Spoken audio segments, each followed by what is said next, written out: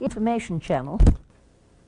So what we've learned about SCT is that none of the protocols work unless you can get a feeling for yourself that you do that.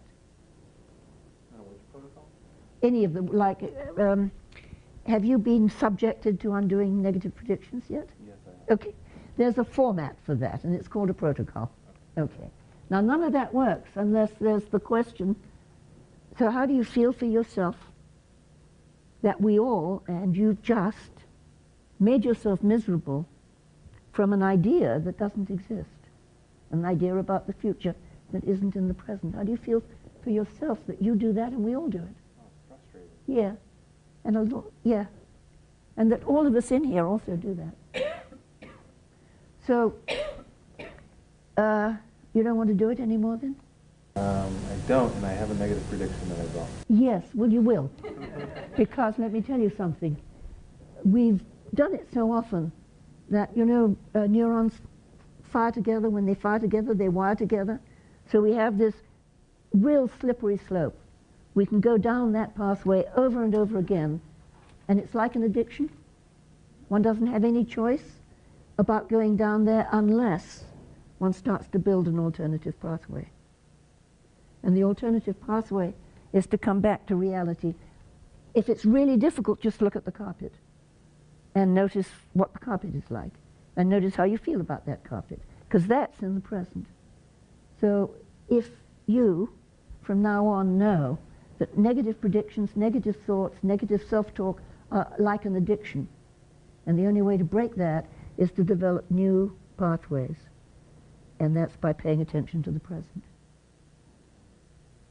So don't expect to be able to do it all at once, but do you think you could take that in charge and start to teach yourself that? Okay. See, now that wouldn't have worked unless you'd had a feeling. Okay? So here we are then, having a look at when there's a contradiction between a topic and a person communication. We're going to do the same sort of thing that we do when we get contradictions like a yes but.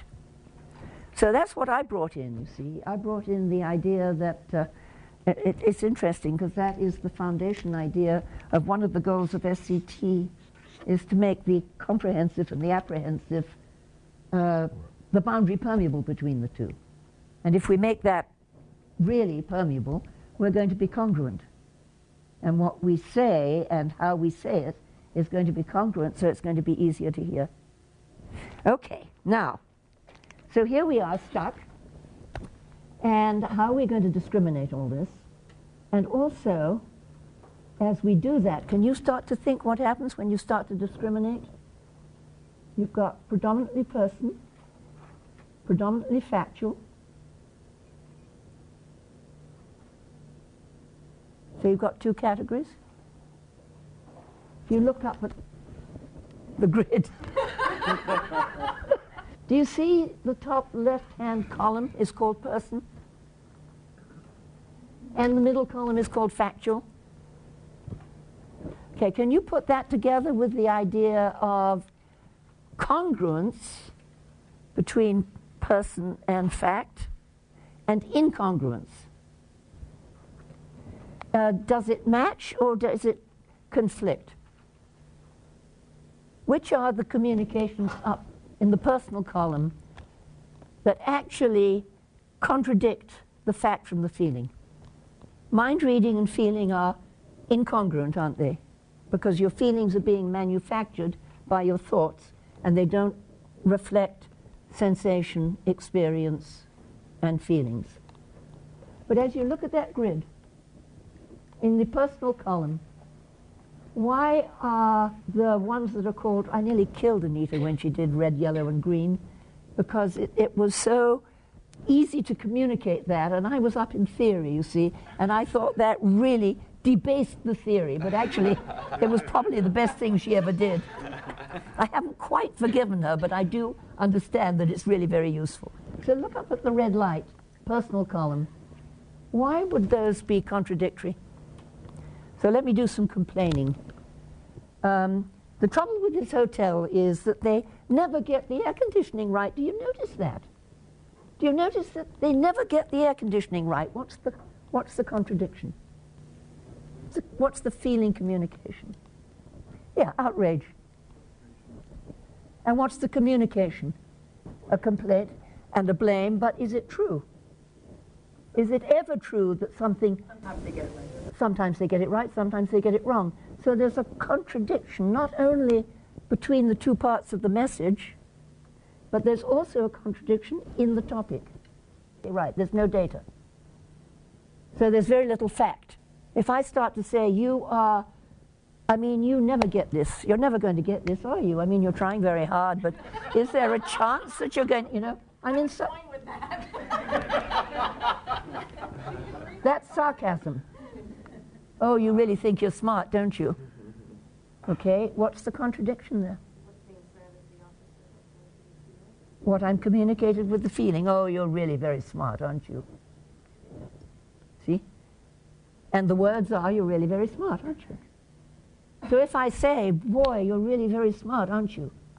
Is that a different message from, oh, you're really smart, aren't you? I'll tell you something funny. In England, sarcasm is intimacy. You see? You do a lot of communication by saying the opposite. You know, oh God, are you here again? And I'm really pleased to see you, you see? Well, that's now become a way of communicating. And there's a lovely book that points out that what the British people do is manage their relationship, their distance in their relationships. So the more affectionate you are, the more you keep the distance. So sarcasm in England, one of the first things I learned in America is it doesn't go over so well in America. I mean, they think I'm really being sarcastic instead of really being intimate.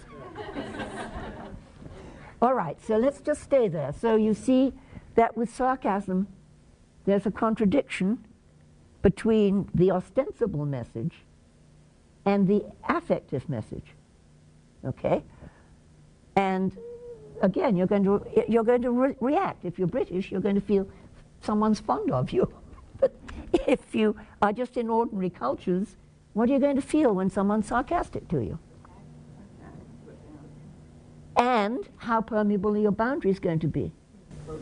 That's exactly right. So if you look at the top left-hand column, you're going to see that all sorts of ways, the only way that you can have a communication is by joining it.